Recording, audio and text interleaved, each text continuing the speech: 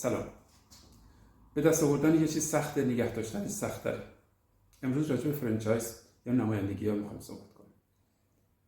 در نظر داشته باشید نمایندگی‌ها یعنی قراردادی که پر از تبصره قانون عمل کردش هست. شرکت‌های اروپایی اگر نمایندگی ازشون می‌خواید بگیرید، مطمئن باشید که اونها همه چی رو می‌دونن. تیمشون رو دارن، پشتیبانیشون رو دارن، تجربه‌شون رو دارن، امکاناتش رو دارن، دولتشون پشت سرشون هست و میدونن دارن چی کار میکنن. و شما که نمایندگی میخواید بگیرید بایستی تجربه داشته باشید، امکانات داشته باشید، تیم خودتون داشته باشید، پشتوانه مالی داشته باشید و بدونید چی کار دارید میکنید. در این صورت همه چیز رو از دست میدید.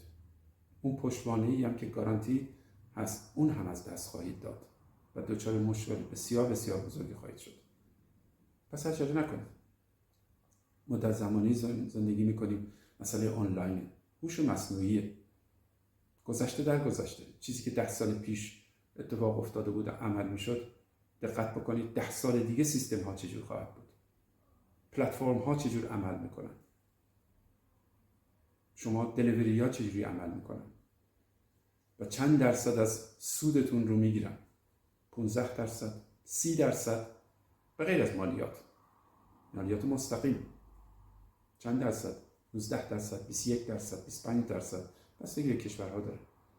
بعد مالیات مستقیم سالانه چقدر براتون میمونه؟ پس به این چیزها فکر نکنید، رویایی فکر نکنید، شروع کنید به کار کردن، پول خودتون رو خودتون در بیارید و خودتون رو بسازید. رویایی فکر نکنید. همیشه کسانی که فانتزی دارن و تجربه ندارن بازنده هستن.